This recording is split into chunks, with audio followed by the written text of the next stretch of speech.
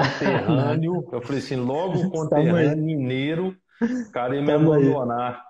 E aí, Não, cara, não ia te deixar tranquilo? na mão, não. Tudo bem, e você? Como é que tá Lafayette aí? Grande Uai, Lafayette. tá, Então tá bom, tá frio, tá isolada, tá tá um pouco certo, vazia. A rua tá um pouco vazia. tá certo. Bom, Né? doutor Wesley, eu queria que você fizesse uma breve apresentação aí falar um pouquinho da onde você trabalha, o que que você faz. Depois a gente Pois partir para o não, bate-papo. tá Beleza? certo, Fica à tá vontade bom. aí. Bom, eu sou diretor da Vollert do Brasil desde 2012, enquanto filial aqui. A Vollert é uma empresa alemã que atua entre um dos mercados que ela atua no segmento de pré-fabricado. A gente fornece fábricas completas para produção de paredes, lajes, do sistema industrializado, construtivo. E, bom, eu trabalho na empresa desde 2010 e 2012 nós retornamos ao Brasil e abrimos a filial. Então, desde então, a gente tenta contribuir no mercado aí com as soluções tecnológicas avançadas, trazendo essas coisas da Europa. E nesse contexto, a gente também trouxe outras empresas que são parceiras nossas de lá, né? Então, algumas delas são mais conhecidas no mercado, como a Pol, que fornece o sistema de proteção, a Rata, que fornece magnéticos, a Teca, que fornece misturador. Então, a gente trabalha com outras empresas, Brecon, que fornece sistema de compactação, vibrador e tudo. Então, a gente está nesse mercado aí ativamente desde 2012, não só nesse mercado da construção civil, mas em outros mercados aí no Brasil, sempre trabalhando com esses produtos de origem europeia. Né? Legal, legal. Ô Wesley, então você por trabalhar na empresa aí multinacional, né? Uhum. Queria que você passasse só o panorama aí bem rapidamente de como é que tá isso aí, se você tá a questão de fornecimentos, equipamentos, como é que tá, se tinha alguma montagem aí que ficou comprometida, etc. Só para a gente ter uma parada geral aí. Assim, existe, hoje o coronavírus é uma questão que não pode ser ignorada, né? A gente não pode continuar vivendo e trabalhando como se ele não existisse, e ele, obviamente, tem impactos na nossa rotina, né? Então, assim, a gente já tinha alguns contratos bons em andamento, que continuam em andamento, né? A gente talvez tenha que mudar um pouco a forma de atendimento, mas continua em andamento, não só na construção civil, mas em outros setores também, onde a coisa estava bastante movimentada. Então, assim, até então, até as últimas semanas, as restrições não tinham afetado diretamente o andamento desses fornecimentos, né? Mas agora a gente começa a ver os reflexos das quedas das cadeias e principalmente da logística e tudo mais. Então, isso é um problema relevante, né?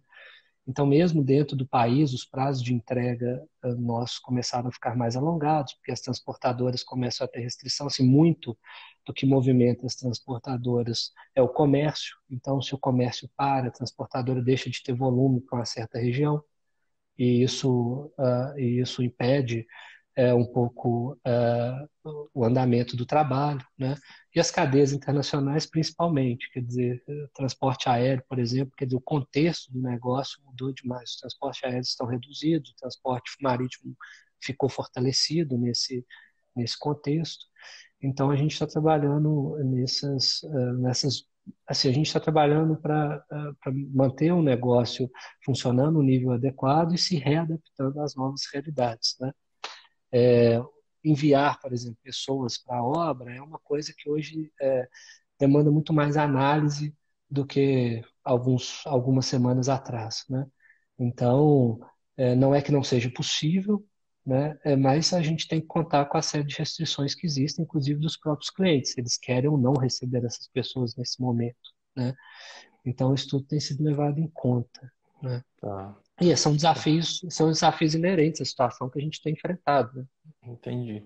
Você tem encontrado, por exemplo, você tem visto aí alguma oportunidade escondida aí depois disso? Porque se a gente continuar igual lá na Planix, né? Na Planix a gente colocou todo mundo em casa. Aham, Cara, ver como aham. é que vai acontecer. Então, após isso tudo, você já pensou, imaginou algum cenário para essa É, situação? Eu sou bastante positivista no sentido de não de que a coisa vai ficar tudo bem e vai se resolver rápido e tudo. Eu acho que esse processo do coronavírus só tem acelerado um processo que já existe, já estava aí em curso, né? Então, por exemplo, a mudança da forma de trabalho, das relações entre fornecedor e cliente, e tudo, ela já estava em mudança, essa mudança já estava latente, mas é porque a gente tem uma certa restrição de realmente pular para dentro da mudança, né? Ser mais agressivo com relação a ela. E isso, a situação hoje do coronavírus nos tem obrigado a agir dessa forma. Então, eu acho que todo mundo vai sair melhor dessa. Eu acho que principalmente quem tem flexibilidade e adaptação. Então, assim, eu não acho que daqui a 3, 4 meses, ou não sei quanto tempo essas questões de restrição vão se resolver, mas assim que elas estiverem resolvidas, eu acho que o contexto de negócio vai voltar a ser o mesmo, né? Eu acho que a gente vai aprender a trabalhar remotamente, quer dizer, dentro das empresas a gente já está começando a fazer isso, né? Já deveria ter começado a fazer isso com mais frequência e com mais estruturado, né? Agora a gente está sendo obrigado a fazer. Mesmo a relação com o cliente, quer dizer, agora a gente tem que treinar, a gente, por exemplo, está fornecendo uma máquina da Paul de proteção e tem que treinar o cliente para operar essa máquina. Será que a gente necessariamente precisa mandar um técnico no local para poder fazer? Quer dizer, o cliente antes queria muito isso, tinha que ser assim. Hoje em dia, como tem a restrição, o cliente não vai poder fazer. E depois que ele receber o serviço remoto, quem sabe ele não vai estar mais satisfeito e mais preparado para aceitar isso das outras vezes. Porque no final das contas isso é tudo custo do processo, né? Que pode ser mitigado com essa nova relação, com essa nova forma de trabalho. Então, acho que isso é extremamente importante, não a gente fazer isso como um paliativo, mas a gente aproveitar essa oportunidade para incorporar essa nova forma de trabalho ao nosso dia a dia. Eu acho que isso vai ser fundamental daqui para frente. Eu acho que isso era um processo que já estava em curso, né? Legal, legal. Um bom ponto de vista. Nesse Uhum. contexto aí, então, você pode falar, você acha que a crise ela é mais interna ou externa? Vamos dizer assim. Eu acho que a crise assusta pelas mudanças, pela velocidade com que ela exige com que a gente mude, né? Porque a crise está aí, a crise é inerente à nossa vontade. Quer dizer, obviamente, ninguém quer que um parente morra, ninguém quer que uma pessoa próxima morra por causa de negligência da nossa parte e tudo mais, né? Agora, tem processos que eles são essenciais, que a pessoa esteja presente. Então, por exemplo, né, se você está num estado de saúde grave, você tem que ir no hospital para ser tratado, né? Mas será que uma consulta médica já não pode ser realizada, dependendo do caso, dependendo da circunstância, já não pode ser realizada por um médico que não esteja na sua mesma cidade, né? Então, esses contextos eles têm que ser repensados, assim. E a gente pensa muito nisso, sabe? Eu acho que quem vai sair na frente é quem realmente consegue ver esses novos desafios que são impostos e a gente não ficar, né, alheio a ele. Por isso que assusta. Tem muita gente que é resistente, fala, não, eu quero voltar para a situação que eu estava antes, Entendi. né? E eu acho que isso não vai ser possível mais depois desse problema nessa escala. E eu acho que as pessoas têm medo da mudança. Então você vai ter que ter algumas pessoas que vão ter que promover essa mudança, você vai ter algumas pessoas que vão aceitar e acompanhar, né? E você vai ter pessoa que vai estar resistente e essa vai sofrer mais no processo. Eu acho que o medo vem mais daí do que morrer da doença, né? É, assim, eu acho que a vida está aí, ela é feita de riscos. Você está vivendo, quer dizer, às vezes a pessoa é super controlada, não sai na rua, não, sabe, está só dentro de casa, segue tudo certinho, lava a mão, passa álcool em gel, o que seja. Um dia que ela precisa ir no supermercado porque faltou alguma coisa, ou tem que ir na farmácia porque faltou um remédio para pressão, o que seja, ela dá um azar de passar naquele momento por alguém que tem, sabe, vai acontecer dela pegar e de eventualmente. Então, eu acho que não é isso que assusta mais, não. Acho que o que assusta mais é o contexto novo que a gente vai começar a viver daqui para frente, né? É. Então, Você falando sobre isso, a gente passou por. Antes a gente fazia muito treinamento presencial, né? Então a Planix é, lá, a gente mandava ir alguém fazer o treinamento. Depois que a gente quebrou esse paradigma, vamos dizer, vamos fazer o trabalho remotamente. A gente Aham. implantou o sistema em diversas empresas, todos remotos, né? Então, funcionou É. perfeitamente. E o cliente passou a conviver com essa nova realidade Sim, sim, satisfeito, né? Porque sim. parece que a gente fica, às vezes, tentando impor ao cliente uma nova realidade que é um benefício só, às vezes, do fornecedor. Sim, Mas não é, quer dizer, existe um ganho geral. Quer dizer, a é, gente vê, a gente revisa agora, por exemplo, tendo mais tempo um pouco, a gente para revisar as planilhas de custo de viagem que a gente tem por ano, e a gente vê, assim, o movimento, aquela enormidade de recursos que a gente despende de tempo e financeiro e de custo de tudo, em função dessa questão presencial. E não é que a gente não quer se fazer presente, mas hoje em dia o recurso, dá para a gente o recurso, a gente se fazer presente de outras formas. Quer dizer, se eu viajando no negócio consigo ligar para minha filha do FaceTime ou do WhatsApp, que seja, e ela se sente não totalmente, mas ainda assim acolhida por aquele ato e tudo mais e tal, quer dizer, por que que um cliente também não poderia se sentir assim, né? certo. Então, obviamente, tem hora que você necessita da presença física, você Vai, necessita fazer uma vai, intervenção.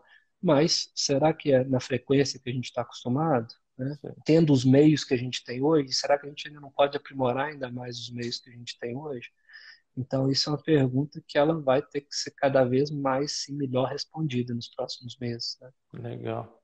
Pegando aí o contexto da gama de produtos que vocês oferecem, de trabalho, você enxerga algum espaço novo aí para o pré-fabricado que vem surgir depois disso?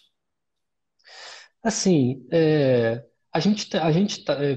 como eu falei, a gente tem sido já há algum tempo bombardeado pela necessidade de inovação, né, a evolução dos processos. Então, a gente participa lá da BICIC, por exemplo, já vê que há muitos anos existe uma vontade e uma filosofia de aprimoração, de aprimoramento dos processos, né, e tudo. E assim, quando a gente chega numa situação de ruptura como essa, ele é essencial. Né? E a gente vê certas tecnologias com potencial. A tecnologia de pré-fabricado é uma tecnologia com potencial, porque aí você vê uma ferramenta de marketing fortíssima lá na China, eles construíram um edifício, né, um hospital novo em 10 dias e tudo mais, né? Então tá certo que isso é uma certa propaganda no final das contas e tudo, mas se você parar para analisar tecnicamente, né, tijolo a tijolo, com pedreiro, na obra, com argamassa, com não sei o quê, com pá de pedreiro, com serrote, tudo, você não vai nunca chegar nem É, perto disso. Não precisa construir um hospital em 10 dias, mas você pode construir um hospital em 3, 4 meses, com qualidade, né, um hospital que vai durar e tudo mais, com recurso, né, assim, com racionamento do recurso. Então, eu acho que as pessoas estão cada vez mais olhando para isso. Eu acho que isso é essencial, né? Então, como eu falei, assim, assim, para a gente é muito focado no setor residencial, né? A gente acha que a verdadeira transformação do volume do pré-fabricado no Brasil vai se dar quando o setor residencial começar também a ingressar ou a utilizar a tecnologia, né? E em legal. todo lugar do mundo que a gente presenciou isso, é um caminho sem volta. Não quer dizer que 100% das casas ou dos prédios residenciais do país vão serem pré-fabricados. Mas, assim, você vai ter um espaço considerável e isso muda muito a cadeia, né? Então, a cadeia do cimento e tudo mais. E isso é interessante e relevante, né? Então, que não seja a casa de pré-fabricado, mas às vezes a casa é de madeira, pré-fabricado. Ou Ok. seja, você tem um processo industrial por trás, né? Entendi. Então, Aproveitando aí, hoje está muito comum a gente falar em questão de transformação digital, né? A gente sim. até fiz uma série de vídeos lá falando sobre algumas coisas de tecnologia embarcada, né, nas indústrias Uhum. e tal. E aí com isso vem muita coisa que está acontecendo no mundo hoje em dia, essa transformação toda. Você que traz muita tecnologia de fora, né? Você tá sempre aí a sua ponte aérea é Brasil, Europa, né? Sua ponte aérea não é Sim. Minas, Rio, é Não, Minas, Brasil, São Paulo Europa. até mais. Não, É, não, Rio é, ainda não. Minas, São Paulo até mais. é. Mas assim, você que traz essa tecnologia, você vê isso como alguma resistência, isso por conta daqui do mercado brasileiro? Essa dificuldade de incorporar a tecnologia dentro das fábricas e tal, principalmente na construção civil? Você enxerga Então, alguma coisa aí? existe. A gente é muito A gente é resistente à mudança, a gente é muito conservador, assim, né? Mineiro, então, nossa mãe. Mas, de maneira Ah, geral, é? brasileiro. Ah, é? É coincidência. Bom, vamos tentar, né? A gente tenta. Não, Ah, mas assim, a gente de maneira geral é muito conservador. Existe, claro, o receio assim. Uma vez que você começa uma coisa que é bem sucedida, para você poder alterar para outra, é difícil. A gente vê os exemplos das grandes construtoras hoje do país, né? Construtoras residenciais, estou dizendo construtora de infraestrutura, mas construtora. Essas, as construtoras de infraestrutura na época dos grandes projetos que o governo estava realmente colocando dinheiro, assim, independente de Lava Jato, as crises, os problemas de corrupção e tudo mais, essas procuraram realmente tecnologias novas, elas deram um salto na época, assim, não foi o salto maior possível, mas foi um salto relevante. E pena que isso se perdeu, assim. Então, eu acho que uma das coisas que a gente perdeu nos últimos anos, e é uma coisa muito séria para o mercado, foi ter perdido esse know-how que foi adquirido com essas grandes empresas. É claro que foi um custo muito grande social, e é por isso que hoje estão no estado que estão, mas é uma pena que, até certo ponto, isso tenha se perdido. Quer dizer, esses profissionais têm que sair dali e agora promover em outras empresas que não são tão grandes, né? Mas se você pegar as grandes construtoras hoje, por exemplo, de residencial, direcional, MRV e tudo mais, o pessoal ainda, assim, eles adotaram uma tecnologia. Se ela dá certo, para que eu vou mudar, né? Eu vou mudar só quando eu for impelido, né? Ou quando o contexto me exigir, ou quando a minha concorrência exigir e tudo mais. Então, a gente vê muito isso, que existe uma situação de conforto. O Brasil é um país que ele é protecionista em todos os sentidos, assim, ele cria barreiras, né? Não só um imposto, não estou dizendo um imposto de importação, esse tipo de coisa, mas é uma barreira, é uma reserva de mercado que ele cria. Então, se você, por exemplo, pegar o número de consultoras desse tipo que tem no Brasil, MRV direcional, e pegar num país mais desenvolvido, você vai ver que a diferença é brutal no volume, não no volume de construção, mas no volume de número de empresas, né? A concorrência é mais acirrada, o mercado é mais apertado, você consegue ganhar dinheiro porque o mercado é mais dinâmico, mas ele te exige você ser melhor o tempo todo, né?